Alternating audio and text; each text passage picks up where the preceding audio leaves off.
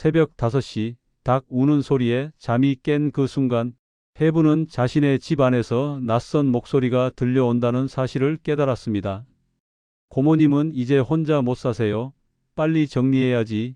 라는 속삭임이 부엌에서 흘러나왔지만 아무리 둘러봐도 집에는 자신밖에 없었습니다. 식탁 위에는 자신의 이름이 적힌 서류들이 놓여 있었고 그 중에는 요양병원 입원 동의서와 재산관리 위임장 그리고 자신이 한 번도 본 적 없는 후견인 지정신청서가 있었습니다. 82세 장해분 할머니는 그날 자신의 삶 전체가 누군가의 계획에 의해 조용히 무너지고 있다는 것을 알게 되었습니다. 평생 바다와 함께 살아온 이 여인이 맞닥뜨린 것은 파도보다 더 무서운 가장 가까운 사람들의 배신이었고 그녀는 그 순간부터 자신만의 방식으로 싸움을 준비하기 시작했습니다. 이 이야기가 궁금하시다면 구독과 좋아요 꼭 눌러주세요. 전남의 작은 섬마을 그곳에서 해부는 혼자 살아왔습니다. 남편을 먼저 떠나보낸 후로 10여 년이 흘렀고 그동안 그녀의 삶은 텃밭을 가꾸고 작은 송아지 2마리를 돌보는 것으로 채워졌습니다. 평생 바다에서 일했던 그녀는 물때를 잃고 날씨를 예측하는데 누구보다 밝았고 마을 사람들도 그녀의 판단을 믿고 따랐습니다. 혼자 사는 것이 외롭지 않냐고 묻는 사람들에게 해부는 늘 웃으며 대답했습니다. 바다가 있고 땅이 있으면 살 수 있다고 사람은 혼자서도 충분히 강하다고 말이죠. 그런 해분의 일상이 흔들리기 시작한 것은 어느 이른 새벽이었습니다. 평소처럼 닭장에서 들려오는 소리에 눈을 뜬 해분은 어딘가 이상한 기운을 느꼈습니다. 집 안 공기가 평소와 달랐고 누군가 다녀간 것 같은 흔적이 희미하게 남아 있었습니다. 부엌으로 가보니 식탁 위에 서류 뭉치가 놓여 있었습니다. 해부는 평생 이런 종류의 문서를 거의 다뤄본 적이 없었기에 처음에는 무슨 내용인지 제대로 파악하지 못했습니다. 하지만 자신의 이름이 여러 곳에 적혀 있고 서명만 하시면 됩니다. 라는 메모가 붙어 있는 것을 보자 불안감이 밀려왔습니다. 서류를 하나하나 펼쳐보니 요양병원 입원 동의서가 맨 위에 있었습니다. 그 아래로는 재산관리 위임장, 후견인 지정신청서 초안, 그리고 토지 매매 계약서 양식까지 있었습니다.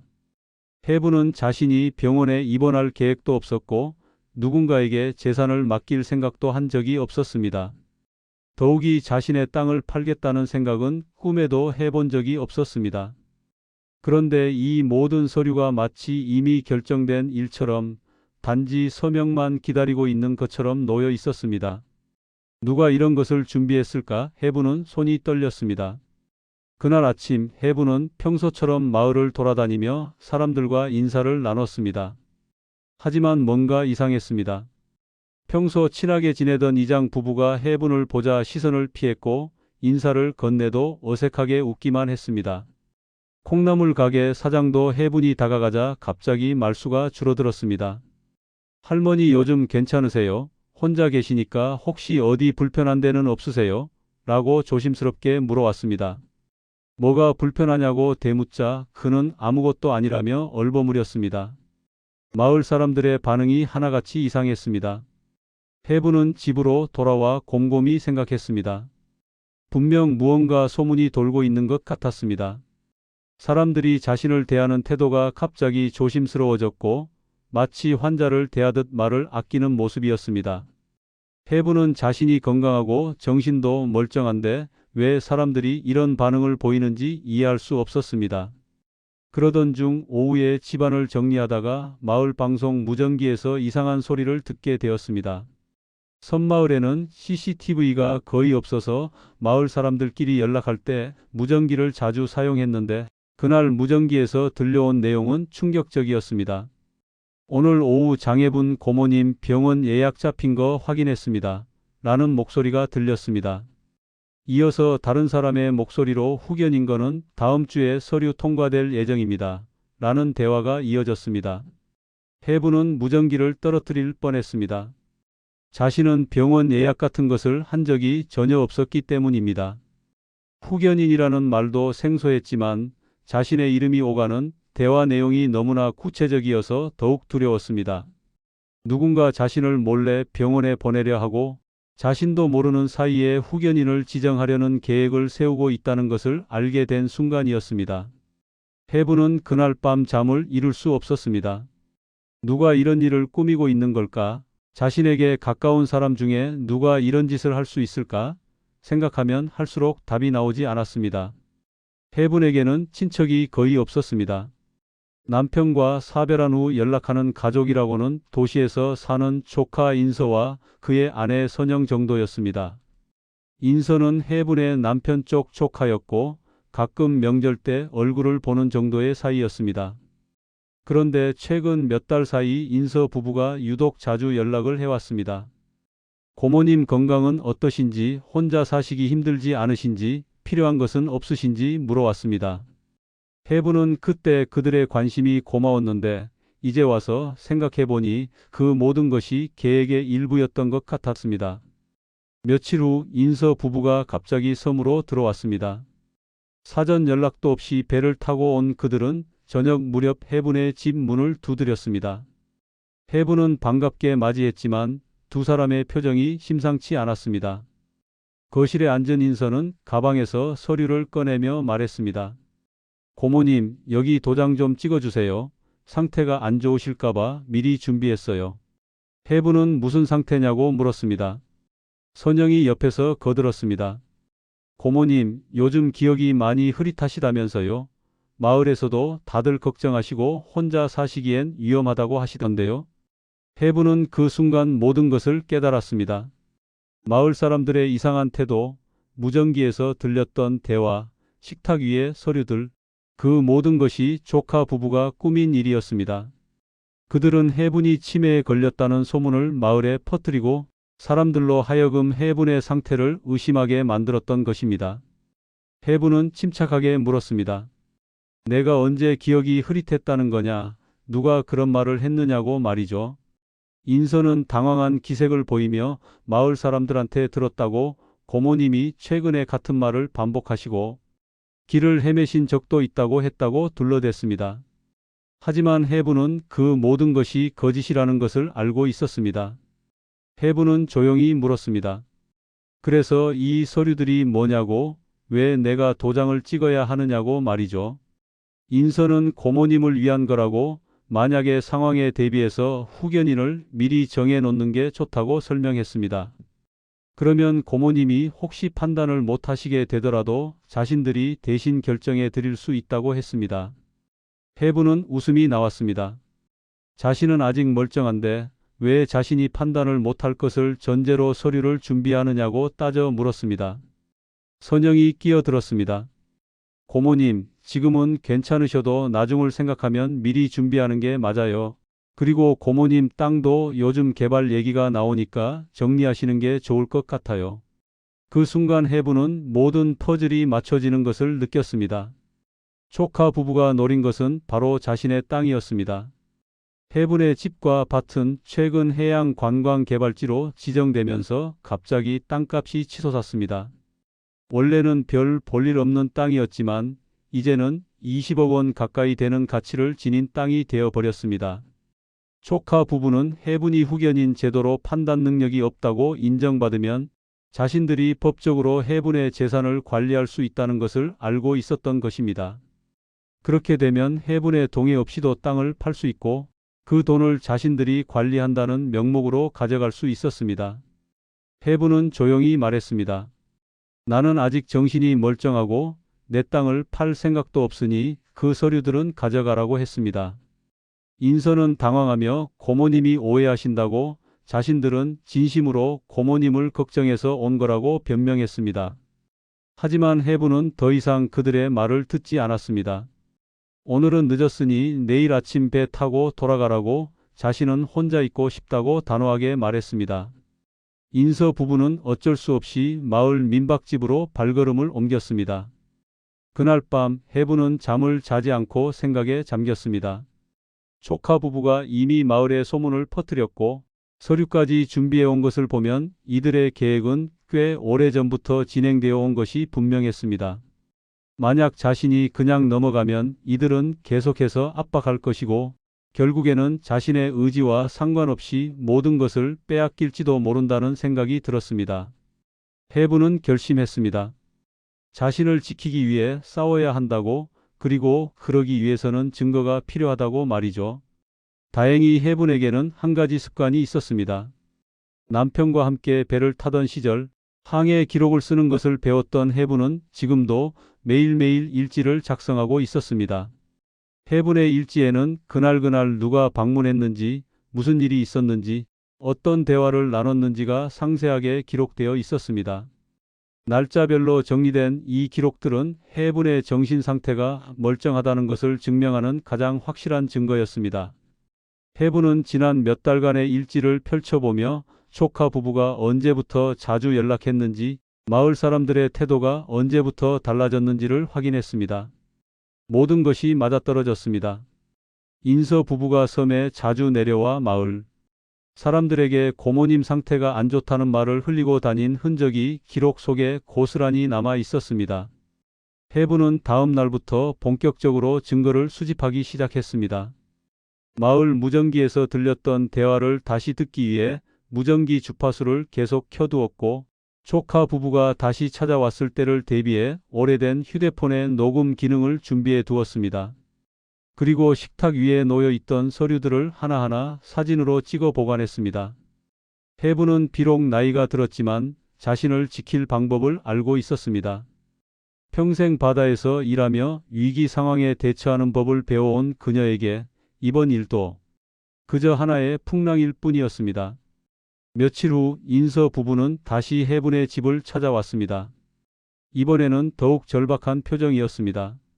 고모님, 다시 한번 생각해 주세요. 저희가 정말 고모님을 위해서 하는 말이에요. 선영도 거들었습니다. 고모님 혼자 계시면 위험해요. 만약에 쓰러지시기라도 하면 어떡하려고 그러세요? 해부는 조용히 그들을 바라보다가 입을 열었습니다. 니들 나를 치매라고 꾸미려면 좀 치밀하게 하지 그랬냐? 나는 20년 동안 항해 기록을 쓰던 사람이야. 하루도 안 빼고. 정신이 멀쩡한데 무슨 소리를 하는 거냐? 인서의 얼굴이 하얗게 질렸습니다. 해부는 계속해서 말을 이었습니다. 니들이 마을에 뭐라고 소문을 퍼뜨렸는지 다 알아. 무전기에서 니들 목소리도 들었고 서류도 전부 사진 찍어뒀어. 그리고 내가 매일 쓰는 일지도 있어. 이걸 보면 내가 언제 기억이 흐릿했는지, 누가 거짓말을 하고 있는지 금방 알 수 있을 거야. 선영이 변명을 하려 했지만 해부는 손을 들어 막았습니다. 더 이상 말하지 말고 돌아가라고. 자신은 이미 필요한 조치를 다 취해뒀다고 했습니다. 사실 해부는 며칠 전부터 군청 노인보호 담당 부서와 상담을 진행하고 있었습니다. 처음에는 어떻게 해야 할지 몰라 망설였지만 마을 보건소 간호사의 도움으로 군청에 연락할 수 있었습니다. 담당 공무원은 해분의 이야기를 듣고 심각성을 인지했고 즉시 조사를 시작했습니다. 해분이 제공한 일지와 녹음 파일, 서류 사진들은 조카 부부의 계획을 입증하는 명확한 증거가 되었습니다. 특히 해분의 일지는 그녀가 매일 정상적인 판단을 하고 있다는 것을 보여주는 결정적인 자료였습니다.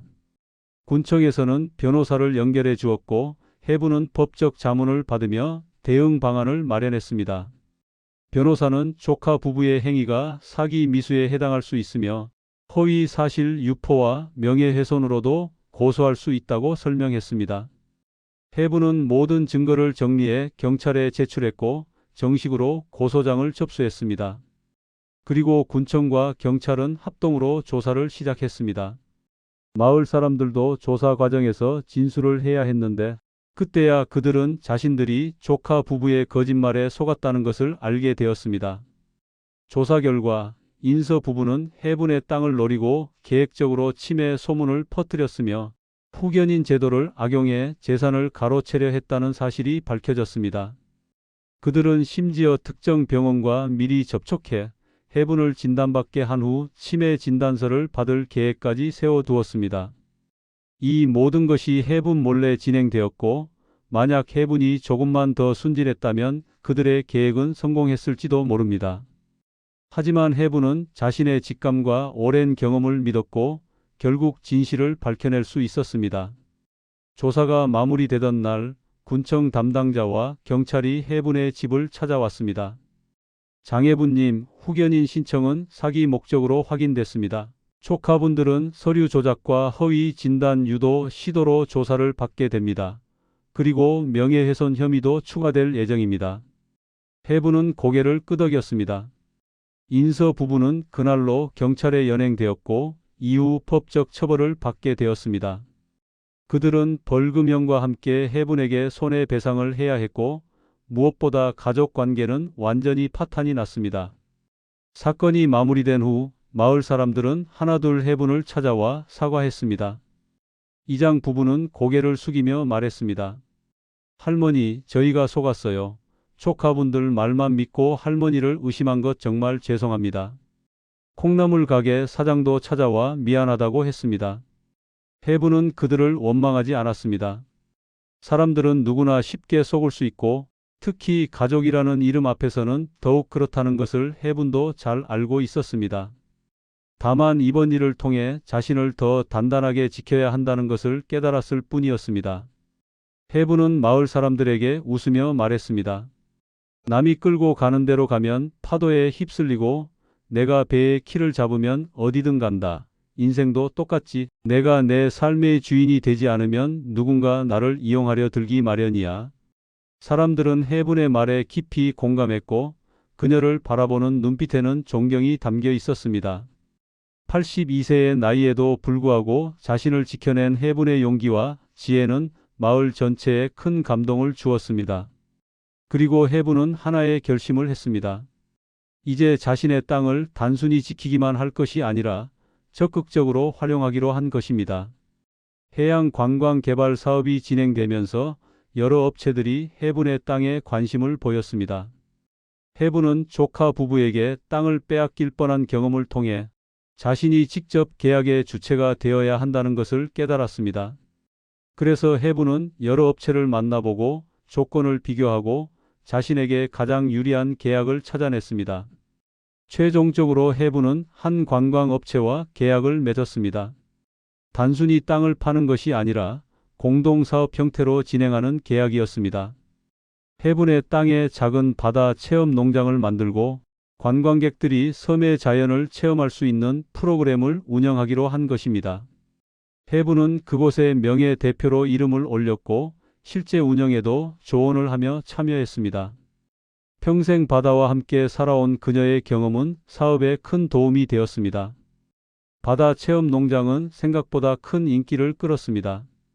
도시에서 온 관광객들은 해분 할머니의 이야기를 듣고 감동했고 그녀가 직접 들려주는 섬 생활과 바다 이야기에 귀를 기울였습니다. 해분은 관광객들에게 물때 익는 법을 알려주고 직접 텃밭에서 키운 채소를 나눠주며 섬의 역사를 전했습니다. 사람들은 해분을 단순히 노인이 아니라 삶의 지혜를 가진 선생님으로 존경했습니다. 수익이 생기기 시작하면서 해분의 삶도 조금씩 달라졌습니다. 물론 여전히 소박하게 살았지만 이제는 경제적 여유가 생겼고 무엇보다 자신이 사회에 기여하고 있다는 자부심이 생겼습니다. 해분은 수익의 일부를 마을 발전 기금으로 기부했고 혼자 사는 노인들을 위한 반찬 나눔 활동도 시작했습니다. 자신이 겪은 일을 통해 노인들이 얼마나 취약한 상황에 놓일 수 있는지를 깨달았기에 같은 처지의 사람들을 돕고 싶었습니다. 어느 날 한 방송국에서 해분의 이야기를 취재하고 싶다며 연락이 왔습니다. 82세의 나이에 사기 음모를 스스로 밝혀내고 이제는 사업가로 새로운 삶을 시작한 해분의 이야기가 화제가 된 것입니다. 해분은 처음에는 거절하려 했지만 자신의 경험이 다른 노인들에게 도움이 될 수 있다면 좋겠다는 생각에 인터뷰를 수락했습니다. 방송이 나간 후 전국에서 비슷한 처지에 놓인 노인들의 연락이 쏟아졌습니다. 해분은 그들에게 조언을 아끼지 않았습니다. 가장 중요한 것은 스스로를 믿는 것이라고 나이가 들었다고 해서 판단력이 없는 것이 아니며 오히려 오랜 경험이 자산이 될 수 있다고 말했습니다. 그리고 무엇보다 기록을 남기는 습관이 중요하다고 강조했습니다. 해분처럼 매일 일지를 쓰는 것만으로도 자신의 정신 상태를 증명할 수 있고 위기 상황에서 자신을 지킬 수 있다고 조언했습니다. 많은 노인들이 해분의 이야기에 용기를 얻었고 자신의 권리를 지키기 위해 적극적으로 나서기 시작했습니다. 계절이 바뀌고 1년이 흘렀습니다. 해분의 바다 체험 농장은 이제 섬의 명물이 되었고 많은 관광객들이 찾아오는 곳이 되었습니다. 해분은 여전히 새벽에 일어나 텃밭을 돌보고 송아지들에게 먹이를 주며 하루를 시작합니다. 하지만 이제 그녀의 하루에는 관광객들과의 만남도 포함되어 있습니다. 그들에게 섬 이야기를 들려주고 바다를 함께 바라보며 삶의 지혜를 나누는 시간이 해분에게는 새로운 기쁨이 되었습니다. 어느 날 저녁 해분은 바닷가에 앉아 노을을 바라보며 생각에 잠겼습니다. 만약 그때 조카 부부의 말에 순순히 서명을 했다면 어떻게 되었을까? 자신의 모든 것을 잃고 요양원에 갇혀 지냈을까? 상상만 해도 끔찍한 일이었습니다. 하지만 자신을 믿고 싸우기로 결심했기에 지금의 삶이 가능했습니다. 해분은 파도 소리를 들으며 조용히 웃었습니다. 인생은 정말 바다와 같다고 때로는 거친 파도가 몰아치지만 키를 놓지 않고 방향을 잡으면 언제나 항구로 돌아올 수 있다고 생각했습니다. 해분의 이야기는 작은 섬마을을 넘어 전국으로 퍼져나갔고 많은 사람들에게 영감을 주었습니다. 나이는 숫자에 불과하며 중요한 것은 자신의 삶을 주체적으로 살아가는 태도라는 메시지가 사람들의 마음에 깊이 새겨졌습니다. 82세 장해분 할머니는 이제 단순히 한 노인이 아니라 자신의 권리를 지킨 용감한 여성이자 새로운 도전을 멈추지 않는 삶의 롤모델이 되었습니다. 그리고 그녀의 이야기는 지금도 계속되고 있습니다. 매일 아침 일어나 바다를 바라보며 오늘도 자신의 키를 힘껏 잡고 앞으로 나아가는 해분 할머니의 여정은 멈추지 않을 것입니다.